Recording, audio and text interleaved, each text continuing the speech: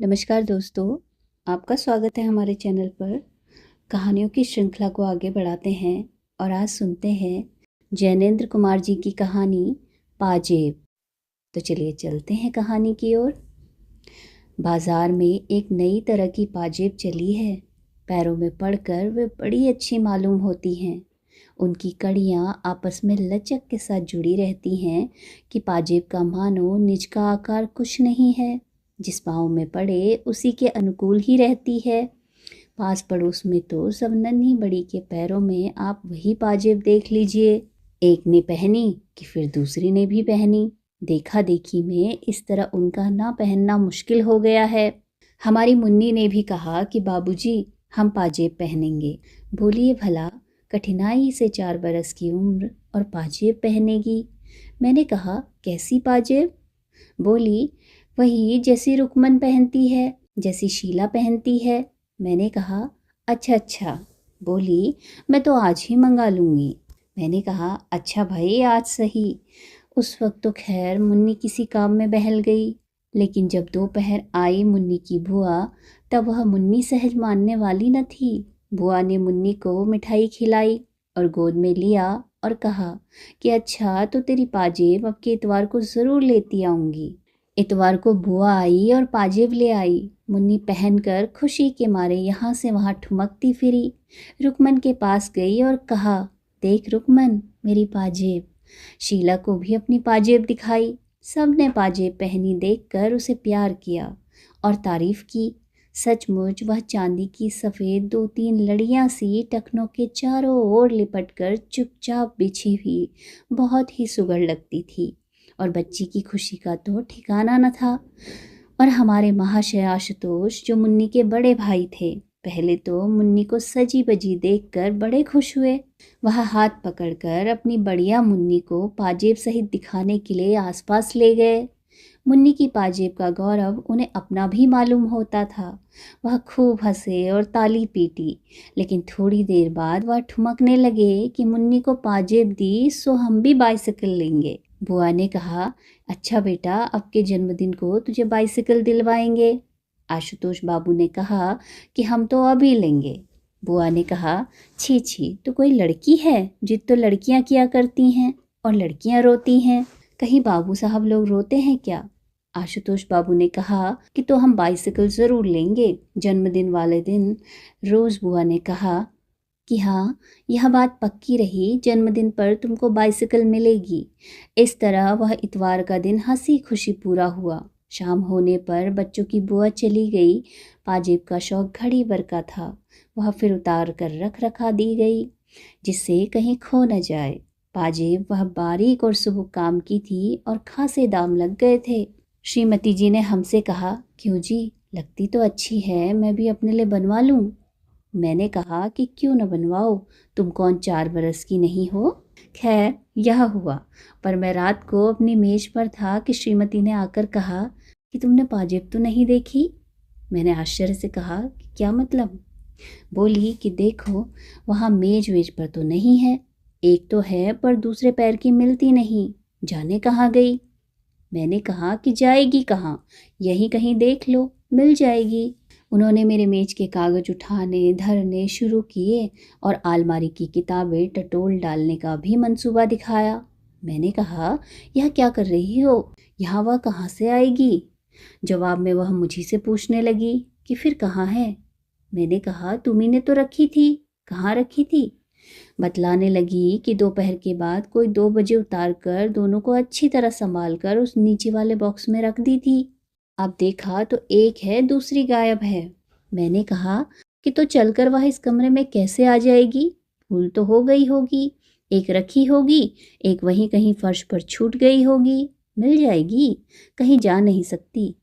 इस पर श्रीमती कहासुनी करने लगी कि तुम तो ऐसे ही हो, खुद लापरवाह हो, दोष उल्टे मुझे देते हो। कह तो रही हूँ कि मैंने दोनों संभाल कर रखी थी। मैंने कहा कि संभाल कर रखी थी तो फिर यहाँ वहाँ क्यों देख रही हो? जहाँ रखी थी वहीं से लो ना, वहाँ नहीं है तो फिर किसी ने निकाली ही होगी। श्रीमती बोली कि मेरा भी वही ख्याल हो रहा है, हो न हो बंसी नौकर ने निकाली हो, मैंने रखी तब वहाँ मौजूद था। मैंने कहा तो उससे पूछा। बोली, वह तो साफ इनकार कर रहा है। मैंने कहा, तो फिर? श्रीमती जोर से बोली, तो फिर मैं क्या बताऊं? तुम्हें तो किसी बात की फिक्र है नहीं। डांट कर कहते क्यों नहीं हो उसे बंसी को बुलाकर? ज़रूर पाजेब उसी ने ली है। मैंने कहा कि अच्छा, तो उसे क्या कहना होगा? यह कहूँ कि ला भाई पाजेब दे दे? श्रीमती झल्ला कर बोली, हो चुका सब कुछ तुमसे। तुम्ही ने तो उस नौकर की जात को शहजोर बना रखा है। डांट न फटकार, नौकर ऐसे सिर न चढ़ेगा तो क्या होगा?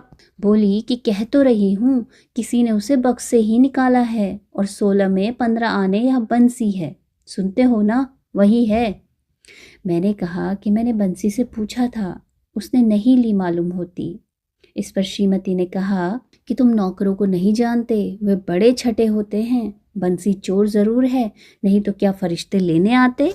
मैंने कहा कि तुमने आशुतोष से भी पूछा? बोली, पूछा था।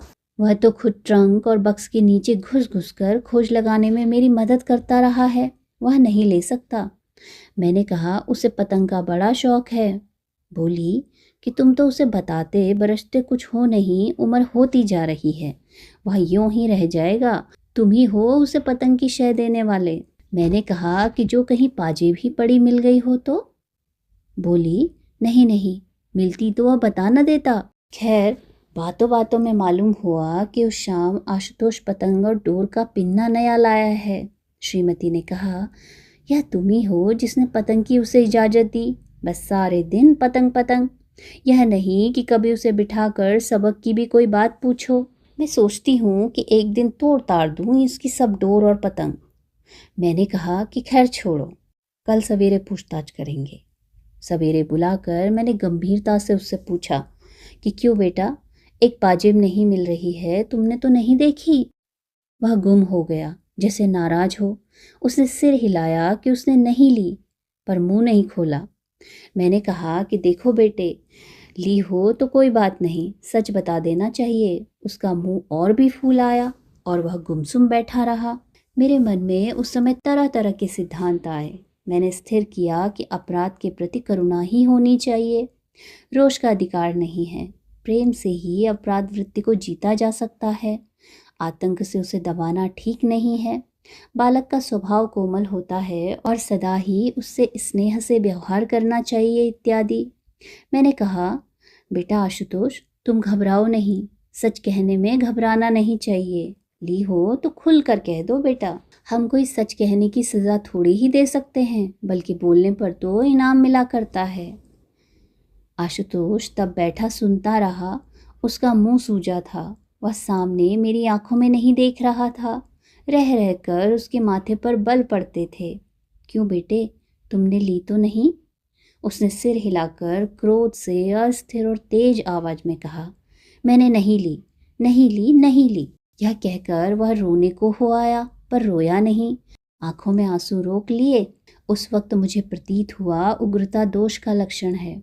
मैंने कहा, देखो बेटा, डरो नहीं, अच्छा जाओ ढूंढो, शायद कहीं पड़ी हुई वो पाजेब मिल जाए। मिल जाएगी तो हम तुम्हें इनाम देंगे।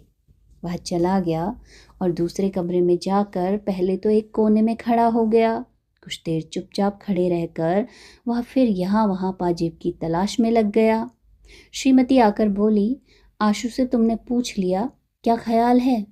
मैंने कहा कि संदेह तो मुझे होता है, नौकर का तो काम यहाँ है नहीं। श्रीमती ने कहा, नहीं जी, आशु भला क्यों लेगा? मैं कुछ बोला नहीं। मेरा मन जाने कैसे गंभीर प्रेम के भाव से आशुतोष के प्रति उमड़ रहा था। मुझे ऐसा मालूम होता था कि ठीक इस समय आशुतोष को हमें अपनी सहानुभूति से वंचित नहीं करना चाहिए, बल्कि कुछ अतिरिक्त स्नेह इस समय बालक को मिलना चाहिए। मुझे यह एक भारी दुर्घटना मालूम होती थी। मालूम होता था कि अगर आशुतोष ने चोरी की है तो उसका इतना दोष नहीं है, बल्कि यह हमारे ऊपर बड़ा भारी इल्ज़ाम है। बच्चे में चोरी की आदत भयावह हो सकती है, लेकिन बच्चे के लिए वैसी लाचारी उपस्थित हो आई, यह और भी कहीं भयावह है। यह हमारी आलोचना है, हम उस चोरी से बरी नहीं हो सकते। मैंने बुलाकर कहा, अच्छा सुनो, देखो मेरी तरफ देखो, यह बताओ कि पाजेब तुमने छुन्नू को दी है ना? वह कुछ देर कुछ नहीं बोला। उसके चेहरे पर रंग आया और गया। मैं एक एक छाया ताड़ना चाहता था। मैंने आश्वासन देते हुए कहा कि डरने की कोई बात नहीं। हाँ हाँ बोलो, डरो नहीं। ठीक बताओ बेटे, कैसा हमारा सच्चा बेटा है? मानो बड़ी कठिनाई के बाद उसने अपना सिर हिलाया। मैंने बहुत खुश होकर कहा, दी है ना छुन्नू को? उसने सिर हिला दिया। अत्यंत सांत्वना के स्वर में स्नेहपूर्वक मैंने कहा कि मुंह से बोलो, छुन्नू को दी है। उसने कहा, हाँ हाँ। मैंने अत्यंत हर्ष के साथ दोनों बाहों में लेकर उसे उठा लिया। कहा कि ऐसे ही बोल दिया करते हैं अच्छे लड़के। आशु हमारा राजा बेटा है। गर्व के भाव से उसे गोद में लिए मैं उसकी माँ की तरफ गया। उल्लासपूर्वक बोला कि देखो, हमारे बेटे ने सच कबूल लिया है। पाजेब उसने छुन्नू को दी है। सुनकर माँ उसकी बड़ी खुश हुई। उन्होंने उसे चूमा, बहुत शाबाशी दी और उसकी बलैया लेने लगी। आशुतोष भी मुस्कुराया, अगरचे एक उदासी भी उसके चेहरे से दूर नहीं हुई थी। उसके बाद अलग से ले जाकर मैंने बड़े प्रेम से पूछा कि पाजेब छुन्नू के पास है ना? जाओ, मांग ला सकते हो उससे। आशुतोष मेरी ओर देखता हुआ बैठा रहा। मैंने कहा कि जाओ बेटे, ले आओ। उसने जवाब में मुंह नहीं खोला। मैंने आग्रह किया तो वह बोला कि छुन्नू के पास नहीं हुई तो वह कहाँ से देगा? मैंने कहा कि तो जिसको उसने दी होगी उसका नाम बता देगा। सुनकर वह चुप हो गया। मेरे बार बार कहने पर यही कहता रहा कि पाजेब छुन्नू के पास न हुई तो वह देगा कहाँ से? अंत में मैंने हार कर कहा कि वह कहीं तो होगी। अच्छा, तुमने कहाँ से उठाई थी? पड़ी मिली थी। और फिर नीचे जाकर वह तुमने छुन्नू को दिखाई? हाँ। फिर उसी ने कहा कि इसे बेचेंगे? हाँ। कहाँ बेचने को कहा? कहा मिठाई लाएंगे। नहीं, पतंग लाएंगे। हाँ। सो पाजेब छुन्नू के पास रह गई? हाँ। तो उसी के पास होनी चाहिए ना, या पतंग वाले के पास होगी? जाओ बेटा, उसे ले आओ। कहना हमारे बाबूजी तुम्हें इनाम देंगे। वह जाना नहीं चाहता था। उसने फिर कहा कि छुन्नू के पास नहीं हुई तो कहाँ से देगा? मुझे उसकी जिद बुरी मालूम हुई। मैंने कहा कि तो कहीं तुमने उसे गाड़ दिया है? क्या किया है? बोलते क्यों नहीं? वह मेरी ओर देखता रहा और कुछ नहीं बोला। मैंने कहा, कुछ कहते क्यों नहीं? वह गुमसुम रह गया और नहीं बोला। मैंने डपट कर कहा कि जाओ, जहाँ भी हो पाजेब लेकर आओ। जब वह अपनी जगह से नहीं उठा और नहीं गया तो मैंने उसे कान पकड़कर उठाया। कहा कि सुनते हो, जाओ पाजेब लेकर आओ, नहीं तो घर में तुम्हारा काम नहीं है। उस तरह उठाया जाकर वह उठ गया और कमरे से बाहर निकल गया। निकलकर बरामदे के कोने में रूठा मुंह बनाकर खड़ा हो गया। मुझे बड़ा क्षोभ हो रहा था। यह लड़का सच बोलकर अब किस बात से घबरा रहा है, यह मैं कुछ न समझ सका। मैंने बाहर आकर धीरे से कहा, जाओ भाई, जाकर छुन्नू से कहते क्यों नहीं हो? पहले तो उसने कोई जवाब नहीं दिया, और जवाब दिया तो बार बार कहने लगा कि छुन्नू के पास नहीं हुई तो वह कहाँ से देगा? मैंने कहा कि जितने में उसने बेची होगी वह दाम दे देंगे, समझे ना? जाओ, तुम कहो तो। छुन्नू की माँ तो कह रही है कि उसका लड़का ऐसे काम नहीं कर सकता, उसने पाजेब नहीं देखी। जिस पर आशुतोष की माँ ने कहा कि नहीं, तुम्हारा छुन्नू झूठ बोलता है। क्यों रे आशुतोष, तेने दी थी ना? आशुतोष ने धीरे से कहा, हाँ दी थी। दूसरी ओर से छुन्नू बढ़कर आया और हाथ फटकार कर बोला, मुझे नहीं दी। क्यों रे, मुझे कब दी थी? आशुतोष ने जिद बांध कर कहा, दी तो थी, कह दो नहीं दी थी। नतीजा यह हुआ कि छुन्नू की माँ ने छुन्नू को खूब पीटा और खुद भी रोने लगी। कहती जाती कि हाय रे, अब हम चोर हो गए, कुलच्छनी औलाद जाने कब मिटेगी। बात दूर तक फैल चली। पड़ोस की स्त्रियों में पवन पड़ने लगी और श्रीमती ने घर लौटकर कहा कि छुन्नू और उसकी माँ दोनों एक से हैं। मैंने कहा कि तुमने तेजा तेजी क्यों कर डाली, ऐसी कोई बात भला सुलझती है? बोली कि हाँ, मैं तेज बोलती हूँ। अब जाओ ना, तुम्हें उनके पास से पाजेब निकाल कर लाते क्यों नहीं? तब जानूं जब पाजेब निकलवा दो। मैंने कहा कि पाजेब से बढ़कर शांति है, और अशांति से तो पाजेब मिल नहीं जाएगी। श्रीमती बुदबुदाती हुई नाराज होकर मेरे सामने से चली गई। थोड़ी देर बाद छुन्नू की माँ हमारे घर आई। श्रीमती उन्हें लाई थी। अब उनके बीच गर्मी नहीं थी। छुन्नू तो पाजेब के लिए इनकार करता है। वह पाजेब कितने की थी? मैं उसके दाम भर सकती हूँ। मैंने कहा, यह आप क्या कहती हैं? बच्चे बच्चे हैं। आपने छुन्नू से सहूलियत से पूछा भी? उन्होंने उसी समय छुन्नू को बुलाकर मेरे सामने कर दिया। कहा कि क्यों रे, बता क्यों नहीं देता जो तैने पाजेब देखी हो। छुन्नू ने जोर से सिर हिलाकर इनकार किया और बताया कि पाजेब आशुतोष के हाथ में मैंने देखी थी और वह पतंग वालों को दे आया है। मैंने खूब देखी थी, वह चांदी की थी। तुम्हें ठीक मालूम है? हाँ, वह मुझसे कह रहा था कि तू भी चल, पतंग लाएंगे। पाजेब कितनी बड़ी थी बताओ तो। छुन्नू ने उसका आकार बताया जो ठीक ही था। मैंने उसकी माँ की तरफ देखकर कहा, देखिए ना, पहले यही कहता था कि मैंने पाजेब देखी तक नहीं, अब कहता है कि देखी है। माँ ने मेरे सामने छुन्नू को खींचकर तभी धम धम पीटना शुरू कर दिया। कहा कि क्यों रे, झूठ बोलता है, तेरी चमड़ी न उधेड़ी तो मैं भी नहीं। मैंने बीच बचाव करके छुन्नू को बचाया। वह शहीद की भांति पिटता रहा था, रोया बिल्कुल नहीं, और एक कोने में खड़े आशुतोष को जाने किस भाव से देख रहा था। खैर, मैंने सबको छुट्टी दी। कहा, जाओ बेटा छुन्नू, खेलो। उसकी माँ को कहा, आप उसे मारिएगा नहीं, और पाजेब कोई ऐसी बड़ी चीज़ नहीं है। छुन्नू चला गया। तब उसकी माँ ने पूछा कि आप उसे कसूरवार समझते हैं? मैंने कहा कि मालूम तो होता है कि उसे कुछ पता है और वह मामले में शामिल है। इस पर छुन्नू की माँ ने पास बैठी हुई मेरी पत्नी से कहा, चलो बहन जी, मैं तुम्हें अपना सारा घर दिखाई देती हूँ, एक एक चीज़ देख लो, होगी पाजेब तो जाएगी कहाँ। मैंने कहा, छोड़िए भी, बेबात को बात बढ़ाने से क्या फ़ायदा। सो ज्यों त्यों मैंने उन्हें दिलासा दिया, नहीं तो वह छुन्नू को पीट पाट हाल बेहाल कर डालने का प्रण ही उठाए ले रही थी। कुलच्छनी, आज इसी धरती में नहीं गाड़ दिया तो मेरा नाम नहीं। खैर, जिस तिस भांति बखेड़ा टाला। मैं इस झंझट में दफ्तर भी समय पर नहीं जा सका। जाते वक्त श्रीमती को कह गया कि देखो, आशुतोष को धमकाना मत, प्यार से सारी बातें पूछना, धमकाने से बच्चे बिगड़ जाते हैं और हाथ कुछ नहीं आता, समझी ना। शाम को दफ्तर से लौटा तो श्रीमती से सूचना दी कि आशुतोष ने सब बतला दिया है। 11 आने पैसे में वह पाजेब पतंग वाले को दे दी है। पैसे उसने थोड़े थोड़े करके देने को कहे हैं। 5 आने जो दिए वह छुन्नू के पास हैं। इस तरह रत्ती रत्ती बात उसने कह दी है। कहने लगी कि मैंने बड़े प्यार से पूछ पूछ कर यह सब उसके पेट में से निकाला है। 2-3 घंटे मैं मगज मारती रही। हाय राम, बच्चे का भी क्या जी होता है। मैं सुनकर खुश हुआ। मैंने कहा कि चलो अच्छा है, अब 5 आने भेजकर पाजेब मंगवा लेंगे। लेकिन यह पतंग वाला भी कितना बदमाश है, बच्चों के हाथ से ऐसी चीज़ें लेता है। उसे पुलिस में दे देना चाहिए, उचक्का कहीं का। फिर मैंने पूछा कि आशुतोष कहाँ है। उन्होंने बताया कि बाहर ही कहीं खेल खाल रहा होगा। मैंने कहा कि बंसी, जाकर उसे बुला तो ले आओ। बंसी गया और उसने आकर कहा कि वे अभी आते हैं।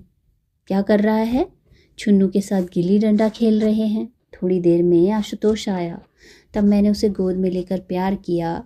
आते आते उसका चेहरा उदास हो गया और गोद में लेने पर भी वह कोई विशेष प्रसन्न नहीं मालूम हुआ। उसकी माँ ने खुश होकर कहा कि आशुतोष ने सब बातें अपने आप पूरी पूरी बता दी हैं। हमारा आशुतोष बड़ा सच्चा लड़का है। आशुतोष मेरी गोद में टिका रहा, लेकिन अपनी बड़ाई सुनकर भी उसको कुछ हर्ष नहीं हुआ, ऐसा प्रतीत होता था। मैंने कहा कि आओ चलो, अब क्या बात है। क्यों हजरत, तुमको 5 आने ही तो मिले हैं ना, हमसे 5 आने मांग लेते तो क्या हम ना देते। सुनो, अब से ऐसा मत करना बेटे। कमरे में जाकर मैंने उससे फिर पूछताछ की, क्यों बेटा, पतंग वाले ने 5 आने तुम्हें दिए ना? हाँ। और वह छुन्नू के पास है ना? हाँ। अभी तो उसके पास होंगे ना? नहीं, खर्च कर दिए। हाँ। खर्च किए कि नहीं किए? उस ओर से प्रश्न करने वह मेरी ओर देखता रहा, उत्तर नहीं दिया। बताओ, खर्च कर दिए हैं कि अभी हैं? जवाब में उससे एक बार हाँ कहा तो दूसरी बार नहीं कहा। मैंने कहा, तो यह क्यों नहीं कहते कि तुम्हें नहीं मालूम है? हाँ। बेटा, मालूम है ना? हाँ। पतंग वाले से पैसे छुन्नू ने लिए हैं ना? हाँ। तुमने क्यों नहीं लिए? वह चुप। इकन्नियाँ कितनी थी बोलो? 2। बाकी पैसे थे? हाँ। 2 अन्नी थी? हाँ। मुझे क्रोध आने लगा। डपट कर कहा, सच क्यों नहीं बोलते जी? सच बताओ, कितनी इकन्नियाँ थी और कितना क्या था? वह खड़ा रहा, नहीं बोला। बोलते क्यों नहीं? वह नहीं बोला। सुनते हो? बोला नहीं तो। आशुतोष डर गया और कुछ नहीं बोला। सुनते नहीं मैं क्या कह रहा हूँ। इस बार तो वह नहीं बोला तो मैंने कान पकड़कर उसके कान खींच लिए। यह बिना आंसू लाए गुमसुम खड़ा रहा। अब भी नहीं बोलोगे? वह डर के मारे पीला हो आया, लेकिन बोल नहीं सका। मैंने जोर से बुलाया, बंसी यहाँ आओ, इनको ले जाकर कोठरी में बंद कर दो। बंसी नौकर उसे उठाकर ले गया और कोठरी में मूंद दिया। 10 मिनट बाद फिर उसे पास बुलवाया। उसका मुंह सूजा हुआ था। बिना कुछ बोले उसके होंठ हिल रहे थे। कोठरी में बंद होकर भी वह रोया नहीं। मैंने कहा, क्यों रे, अब तो अकल आई? वह सुनता हुआ गुमसुम खड़ा रहा। अच्छा, पतंग वाला कौन सा? दाईं तरफ का चौराहे वाला? उसने कुछ होठों में ही बड़बड़ा दिया, जिसे मैं कुछ नहीं समझ सका। वह चौराहे वाला? बोलो। हाँ। देखो, अपने चाचा के साथ चले जाओ, बता देना कि कौन सा है, फिर उसे स्वयं भुगत लेंगे। समझते हो ना? यह कहकर मैंने अपने भाई को बुलवाया। सब बात समझा कर कहा, देखो 5 आने के पैसे ले जाओ, पहले तुम दूर रहना। आशुतोष पैसे ले जाकर उसे देगा और अपनी पाजेब मांगेगा। अव्वल तो यह पाजेब लौटा ही देगा, नहीं तो उसे डांटना और कहना कि तुझे पुलिस के सुपुर्द कर दूंगा। बच्चों से माल ठगता है, समझे? नरमी की ज़रूरत नहीं है। और आशुतोष, अब जाओ, अपने चाचा के साथ जाओ। वह अपनी जगह पर खड़ा था, सुनकर भी टस से मस होता दिखाई नहीं दिया। नहीं जाओगे? उसने सिर हिला दिया कि नहीं जाऊंगा। मैंने तब उसे समझा कर कहा कि भैया, घर की चीज़ है, दाम लगे हैं, भला 5 आने में रुपयों का माल किसी के हाथ खो दोगे?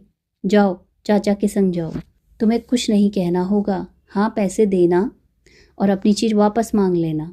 दे तो दे, नहीं तो नहीं दे, तुम्हारा इससे कोई सरोकार नहीं। सच है ना बेटे? अब जाओ। पर वह जाने को तैयार ही नहीं दिखा। मुझे लड़के की गुस्ताखी पर बड़ा बुरा मालूम हुआ। बोला, इसमें मुश्किल कहाँ है? समझा कर बात कर रहे हैं तो समझता नहीं, सुनता ही नहीं। मैंने कहा कि क्यों रे, नहीं जाएगा?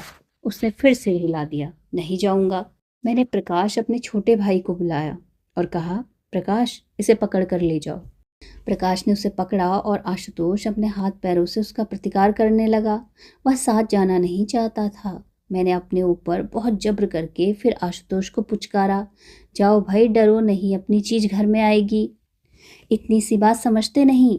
प्रकाश इसे गोद में उठाकर ले जाओ और जो चीज़ मांगे उसे बाजार में दिला देना। जाओ भाई आशुतोष। फिर उसका मुंह फूला हुआ था। जैसे तैसे बहुत समझाने पर वह प्रकाश के साथ चला। ऐसा चला मानो पैर उठाना उसे भारी हो रहा हो। 8 बरस का यह लड़का होने को आया, फिर भी देखो ना, किसी भी बात की उसमें समझ नहीं है। मुझे जो गुस्सा आया कि क्या बतलाऊं। लेकिन यह याद करके कि गुस्से से बच्चे संभलने की जगह बिगड़ते हैं, मैं अपने को दबाता चला गया। खैर, वह गया तो मैंने चैन की सांस ली। लेकिन देखता क्या? मैंने पूछा, क्यों? बोला कि आशुतोष भाग आया है। मैंने कहा कि अब वह कहाँ है? वह रूठा खड़ा है, घर में नहीं आता। जाओ पकड़ कर तो लाओ। वह पकड़ा हुआ आया। मैंने कहा, क्यों रे, तू शरारत से बाज नहीं आएगा? बोल, जाएगा कि नहीं? वह नहीं बोला तो मैंने कस कर उसके 2 चांटे दिए। थप्पड़ लगते ही वह एकदम से चीखा, पर फौरन चुप हो गया।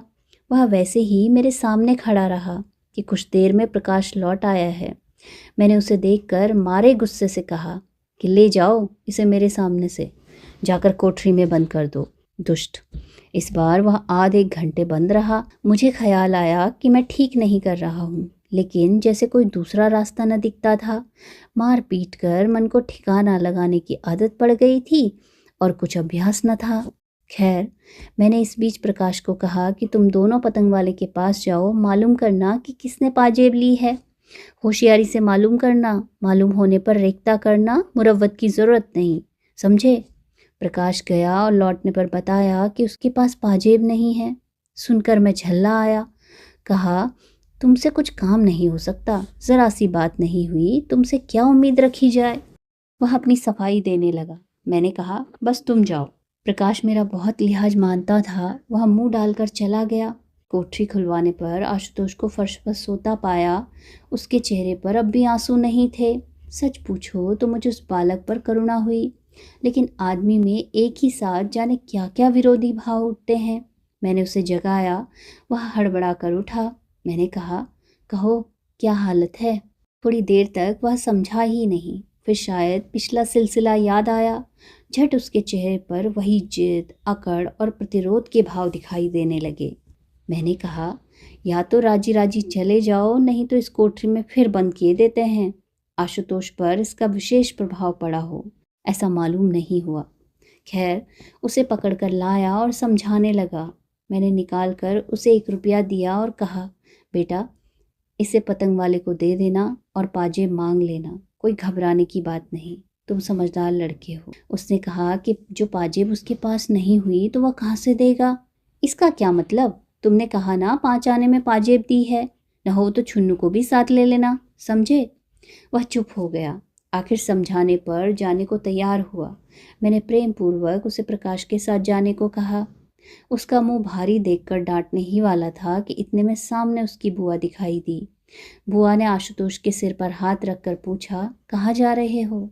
मैं तो तुम्हारे लिए केले और मिठाई लाई हूँ। आशुतोष का चेहरा रूठा ही रहा। मैंने बुआ से कहा, उसे रोको मत, जाने दो। आशुतोष रुकने को उद्यत था। वह चलने में आनाकानी दिखाने लगा। बुआ ने पूछा, क्या बात है? मैंने कहा, कोई बात नहीं, जाने दो ना उसे।